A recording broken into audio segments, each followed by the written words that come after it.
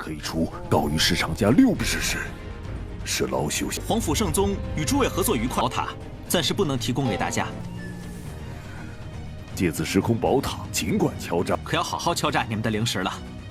这是一项庞大的工程，绝对能满足炼魂境。2个月后，大家合力，你上台来，我单独告诉你。这丹药的问题，本使者看使者，我要误会。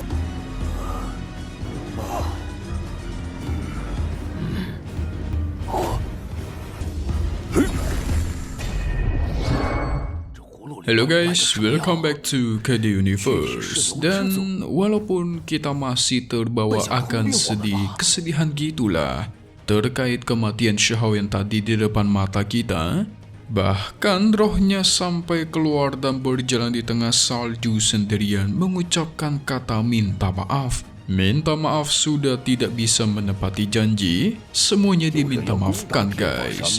Benar-benar sedih sih, tapi nggak apa-apa. Kalau kalian memperhatikan spoiler di akhir sudah membuktikan kalau Babang Xiahou kita bakal kembali selamat. Hihihi. Dari sedih jadi ceria lagi kan? Maka dari itu kita masuk ke salah satu Tonghua kesukaan kita dulu, yaitu Dewa Pak Boy alias Tan Yun. Mungkin di episode 194 kali ini bakalan sama dengan kemarin guys. Ya full diskusi, drama kerjasama dengan para ketua sekte. Jadi strateginya harusnya bakal semakin seru nih. Gimanakah cara Dewa Pak Boy meyakinkan para ketua sekte yang masih ragu dengan sekte Huangfu mereka? Kalau kita semisal tarik ulur review part kemarin, si Tan Yun kan menjelaskan kerjasama sekte Huangfu mereka dengan para sekte kelas 1 sampai 3, di mana sekte Huangfu bakal memberikan suplai pasokan barang seperti senjata, pil, rune formasi, bahkan teknik sekalipun. Tapi yang namanya senjata kayak barang-barang fisik gitu membutuhkan biaya pembuatan bahkan biaya pengiriman ya kan. Udah gitu makan waktu yang cukup lama pula. Jadi setidaknya harus ada imbalan buat menekan biaya-biaya itu. Kalau enggak bisa-bisa rugi sekte Huangfu guys. Udah berusaha membantu sekte-sekte kecil, sekte sendiri itu malah hancur jatuh miskin ya kan? Nggak lucu ya.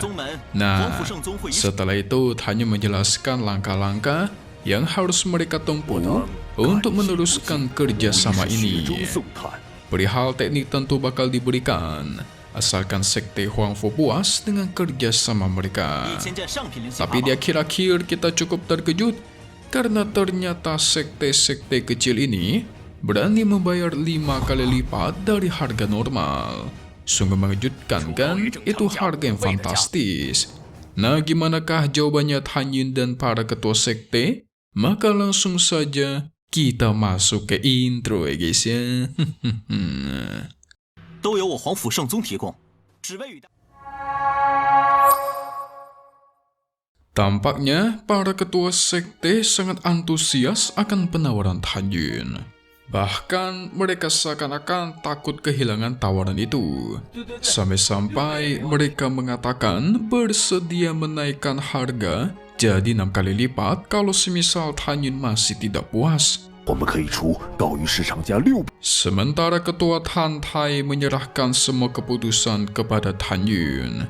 Dia hanya memperhatikan saja guys. Tapi Tan Yun ini cukup pintar. Ini merupakan teknik pasar namanya. Dia memastikan agar mereka semua cukup membayar 2 kali lipat saja, tidak perlu sampai 5-6 kali lipat.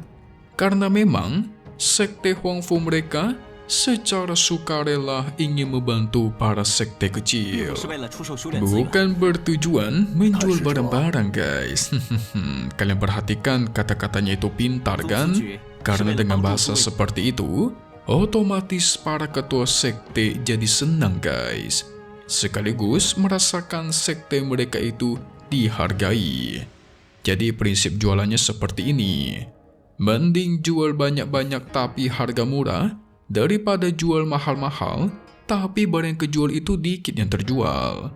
Nah, logikanya, kalau kejual murah tapi banyak yang terjual, Ujung-ujungnya kan untung banyak juga guys. Ditambah para pembeli itu senang karena barangnya murah. 是老朽。皇甫圣宗与诸位合作愉快。 Namun, untuk masalah pagoda ruang dan waktu tidak bisa dipakai oleh sekte mereka karena setiap pagoda digunakan oleh kultivator yang berkultivasi sampai tahunan. Bahkan puluhan tahun pun ada guys. Awalnya sih para ketua sekte berpikir kalau semisal bisa disewakan kepada sekte mereka, mungkin jatuhnya lebih bagus. Jadi setiap sekte bakal mendapat jatahnya masing-masing. Tapi masalahnya, pagoda ruang dan waktu yang sekarang aja buat para murid sekte Huangfu itu masih nggak cukup jatahnya guys. Nah, gimana caranya mau disewakan ya kan ke sekte lain? Kalau bisa disewakan pun pasti bakal sangat mahal harganya. Karena pagoda ruang dan waktu itu adalah pusaka murid mereka untuk meningkatkan kekuatan dengan cepat. Namanya pusaka, harganya nggak bakal murah untuk disewakan. Sehingga Tanyum mendapatkan ide yang lebih bagus. Tanyum bakal meminta master pembuat pagoda untuk mendirikan lebih banyak pagoda. Jadi, setiap sekte bisa menyewakan pagoda baru. Dengan harga lebih murah tentunya ya, karena ruangannya nggak berebutan lagi. Para ketua sekte auto senang akan keputusan Tanyun, apalagi mereka nggak peduli masalah harga. 此时空宝塔尽管敲诈。 可要好好敲诈你们的零食了。 Berapapun harga yang disewakan pagoda bakal mereka bayar. Anjay, ini sekte-sekte kecil tapi kayaknya bukan main ya. 贪食者快人。 本使者可要好好敲诈你们的零。可是我宗弟子迅速提升实力的关键法宝。 Selain itu, sekte Huangfu berencana membangun sebuah kota di kaki gunung Tianfa mereka yang bernama Kota Tianfa. Tentu mereka bingung buat apaan emang. Tujuan adanya kota itu jadi pasar guys. Mereka di sana nanti bisa menjual semua jenis sumber daya kultivasi.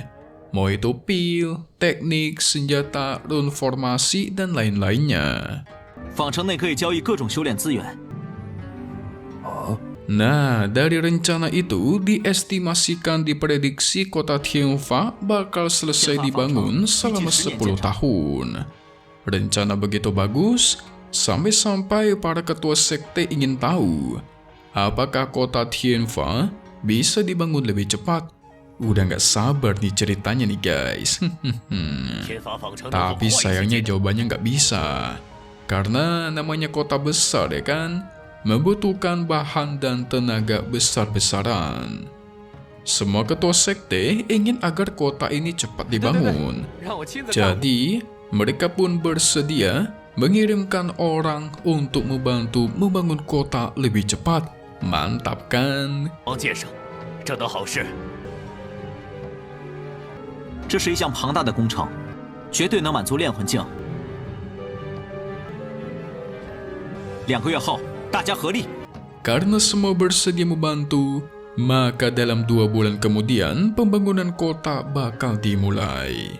Dibantu oleh semua sekte di sini dan sekte Huangfu tentunya. Seru juga ya, melihat drama kerjasama yang penuh akan strategi. Apalagi kita perhatikan, Tanya sangat pintar membuat orang-orang ini ikut andil membantu guys. Karena ujung-ujungnya mereka juga butuh dan diuntungkan juga. Diskusi pun berlanjut sampai malam hari. Hasilnya semuanya sepakat untuk membangun kota Tianfa sesuai dengan rencana. Setiap sekte bisa mendirikan faksi dan mendirikan tokoh yang mereka inginkan. Para praktisi kuat dari sekte Huangfu juga bakal mengelola kota dan tentu demi keamanan mereka juga. 们均可派人设立摊位和商铺，后会有皇甫圣宗的强者坐镇。 Nampaknya ketua Tantai senang akan hasil ini. Begitu juga dengan Tanyin ya kan? Apalagi dengan para ketua sekte. Senang karena hal ini sangat menguntungkan bagi semua pihak. Namun tiba-tiba salah satu ketua sekte ingin tahu apakah murid jenius mereka bisa ikut berkultivasi di sekte Huangfu. Ada juga ketua sekte Yohun yang bernama Liu Paichuan itu bertanya, apakah sekte mereka bisa mendapatkan perlindungan dari sekte Huangfu supaya tidak dilindas oleh sekte lain?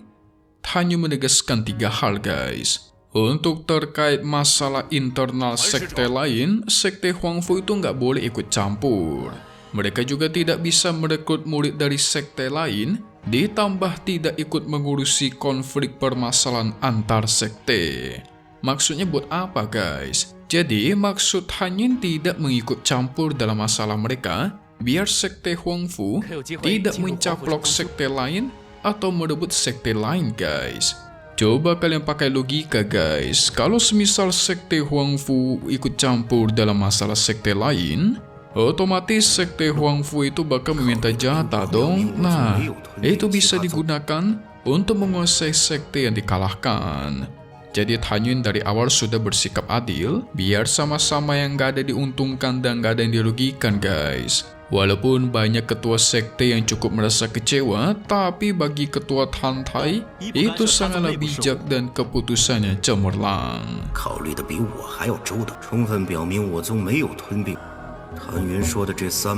Ketua sekte Sui Chong ingin bertanya soal beberapa hal terkait pemurnian pil yang membuat dirinya kebingungan. Jadi, dia berharap ada seorang alkemis master dari sekte Huangfu yang bakal membantu dirinya. Kebetulan hanya memahami beberapa hal soal pemurnian pil, jadi bakal coba dia jawab. Ini mah bukan tahu beberapa doang guys, ini bisa dibilang hampir tahu semuanya. Namanya juga Dewa Pakbo ya guys ya. Ketua Sui Chong mengaku bakatnya memang tidak hebat, tapi sudah berada di alkemis venerable tingkat tinggi. Kebetulan sekte mereka didirikan berdasarkan pemurnian pil, jadi cukup hebat soal pil lah. Sehingga dia takut guys. Seorang Hanyin yang masih terlalu muda, nggak bakal bisa menjawab pertanyaannya. Waduh, ngeremehin ya. Hanyin memastikan coba tanya dulu, bisa jawab atau tidaknya bakal diputuskan nanti. Sehingga ketua Sui pun mengeluarkan pil venerable pelenyap iblis kelas menengah. Dikatakan butuh sekitar 300 tahun untuk memurnikan satu pil, dan itu pun belum sampai ke tingkat atas. Jadi dia ingin tahu, apakah ada cara lebih cepat dan lebih bagus supaya pil itu menjadi pil kelas atas. Ketua Tantai mulai bingung. Hanyin kan masih berada di alkemis agung tingkat suci. Mana mungkin bisa menyelesaikan masalah pil venerable. Minimal hanya harus mencapai alkemis venerable tingkat tinggi dulu, baru bisa lah. Hanya pun ingin mencoba melihatnya guys. Walaupun sempat membuat semua orang di sana kebingungan, emangnya bisa ya bocah satu ini kayak gitu ngomongnya guys. Ditambah hanya ingin mencoba melihat resepnya. Ketua Sui pun memberikan pilnya, tapi permasalahan resep tidak bisa diberikan karena resep pil adalah pemberian turunan dari kakeknya Ketua Sui. Nggak bisa asal disebarkan karena bersifat rahasia, karena turunan langsung dari leluhur. Karena pil itu adalah pemberian leluhur, maka Hanyin juga tidak ingin menjawabnya di hadapan umum. Sehingga dia meminta Ketua Sui agar naik ke atas dan bakal dia beritahukan apa yang salah terkait pemurnian pil ini. Awalnya semua orang ragu guys, sampai-sampai mereka melihat satu sama lain.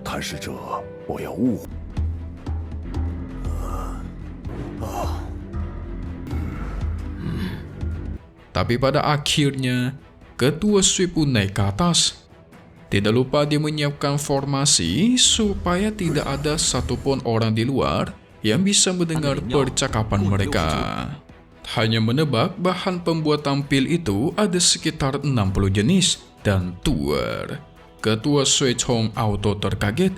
Pasti Hanyin itu benar tebakannya guys. Nah, gimana kelanjutannya ya? Cus, langsung saja kita masuk ke bagian spoiler buat part 17/4-nya yang bakal rilis di hari Senin. Penasaran kayak gimana kan?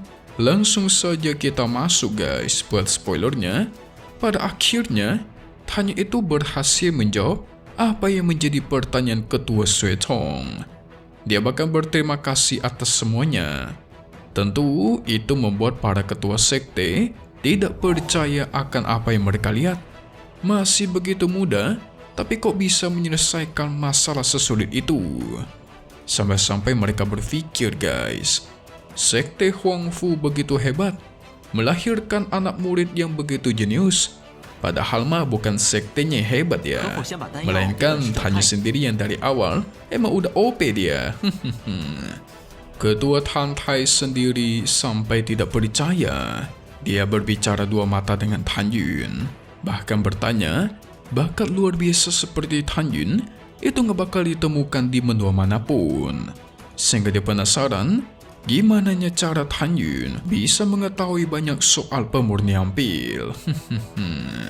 Jawabannya adalah hanya Tuhan pembuat Tonghua dan para penonton saja, serta Mimin Kobe yang mengetahuinya. So kita lihat lagi saja di part 17.4 NTZZ episode 19.5 Ni Tian Zhejun. Ia bakal rilis lagi di hari Senin. Dan satu hal yang pasti ya guys, KD Universe, thank you buat kalian semua yang nonton dan selalu support channel Mimin. Semoga kalian semua sehat selalu. Mimin mau pamit undur diri dulu. Kita bakal ketemu lagi di video-video selanjutnya. Alright then, see you guys.